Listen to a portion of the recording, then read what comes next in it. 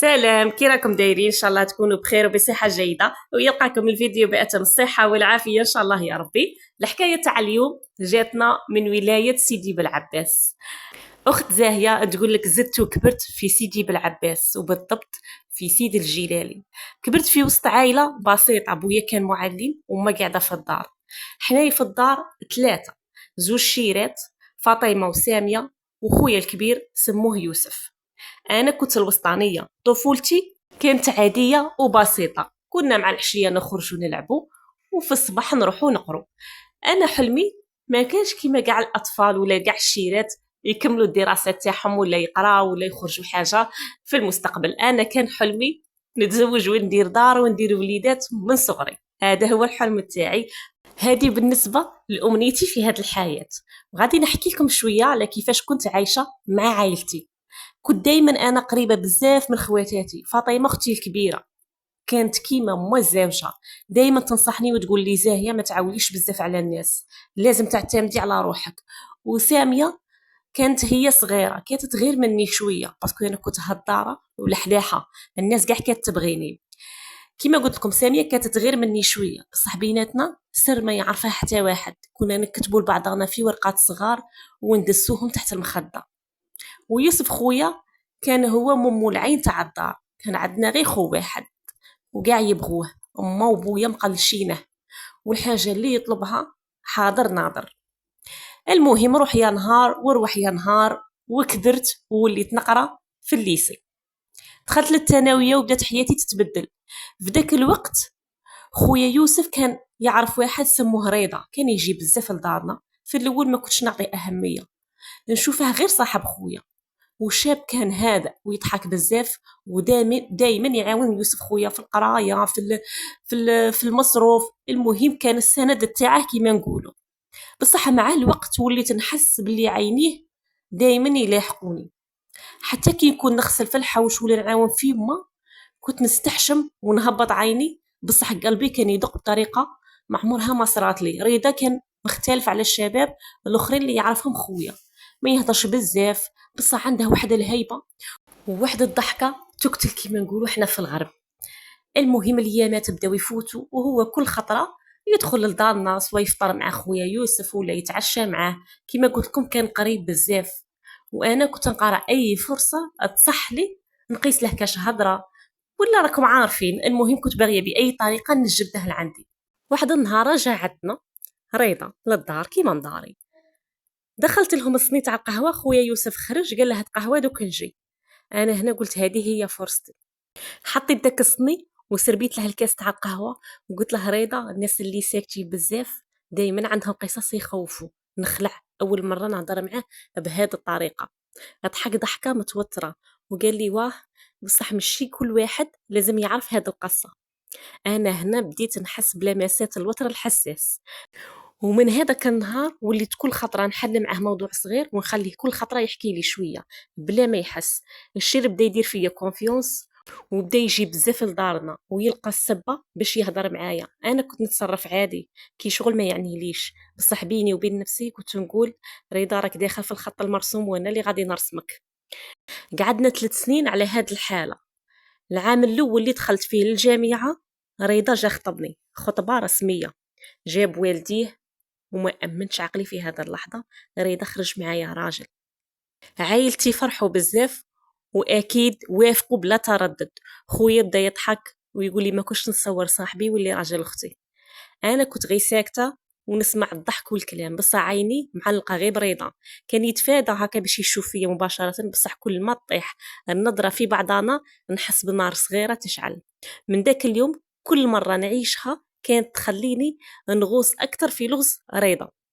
المهم رضا ما عطانيش وقت كبير بزاف بين الخطبه والعرس. قال لي راني مقلق ولازم بالخف نديرو العرس تاعنا، وشرط لي الشرط في الدراسه تاعي، قال لي لازم القرايه تحبسيها. واكيد انا وافقت. كما قلت لكم انا ما كاش الطموح تاعي النجاح في الدراسه، ولا كان البيوت تاعي نتزوج وندير عائله.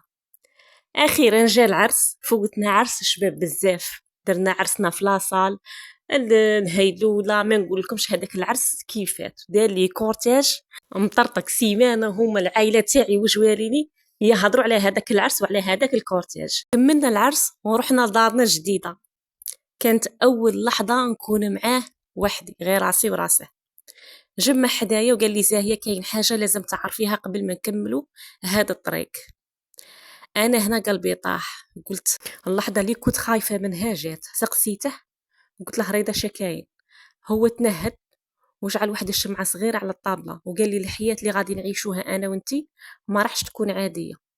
أنا كنت نقارع فيه يقول لي كلمة تاع حب، كلمة تاع حنانة، بصح اللي خرج من فمه خلاني نجمد. سقسيته وقلت له رضا شارك تقصد بهاد الهضرة؟ فهمني كلش دروك. كنت نحس باللي عندك سر بصح ما كنتش نقارع فيك تقولها لي في هاد الليلة بالذات. قال لي شوفي غادي تعرفي حاجة، هي أن حياتي ما غاديش تكون عادية ومشي كيما راكي متخيله ومشي كيما راكي تشوفي فيا. قال لي كاين ناس ما يبغوش يشوفوني فرحان وكاين حساب قديم مازال ما صفاش. انا هنا عينيا بداو يتوسعوا وقلبي بدا يضرب. سقسيته قلت له حساب تاع من وانا شا دخلني في هذه القصه واسكو تعنيني هذه المشكله اللي راهي عندك؟ قال لي صبري عليا دقيقه غادي تفهمي كل شيء. مهم ناض من بلاصته وراح للماريو وجبد واحد الكاي غلاف تاعه كحل. الورقه الاولى اللي حلها لقيتهم مكتوبين كاتبين ليلة العرس بداية النهاية. أنا حسيت هنايا الدم جمد في عروقي. سقسيته وانا نصطفق. قلت له حامبوك مازال لحد الآن مازال ما فهمش راك تقصد، فهمني كل شيء وماذا بيك بالديتاي.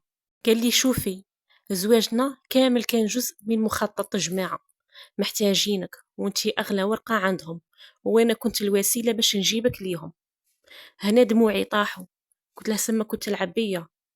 قرب مني وحط يده على كتافي وقال لي كان لازم ندير هكا، ما توقعتش نبغيك.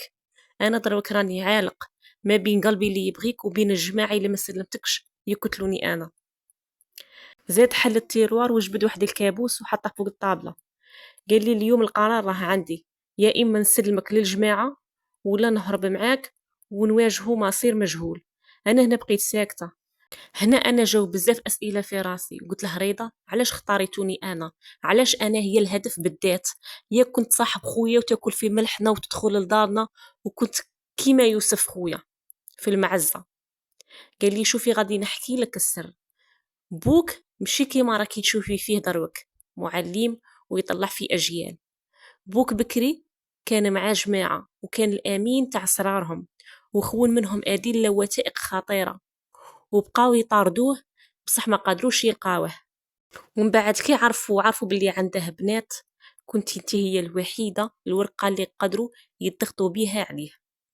هنا انا دموعي طاحت وحسيت الارض تتهز بيا. يعني زواجي كان مجرد فخ. قال لي واه في البدايه كان فخ وكنت مأمور نسلمك ليهم ليله الدخله، بصح اللي ما خططت لهش هو انني راني نعشق فيك ونموت عليك وما نقدرش نتخيل روحي بلا بيك.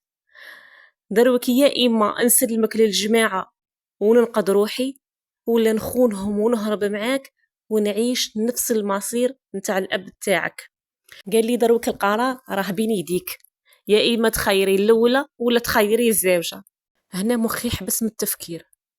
ما كنتش نقارع ننحط في نهار كي من هذا النهار في موقف كي من هذا، يا نمد يدي ونغامر مع حب حياتي ولا نرفض ونواجه المصير المجهول. هنا خواتاتي وصلنا لنهاية الفيديو تاع زاهية، هذا الجزء الأول والجزء الثاني راح يكون في فيديو آخر. قولوا لي نتوما اسكو زاهية غادي تهرب مع رضا وتكمل مصير مجهول ولا راح تولي لدارهم ولا راح يسلمها رضا للجماعة؟ قولوا لي نتوما الاقتراحات تاعكم في الكومنتير وترقبوا الجزء الثاني في اقرب وقت هكا باش ما يجيكمش الفيديو طويل وممل. وهنا نقول لخواتاتي تهلاو لي في رواحكم وسلام.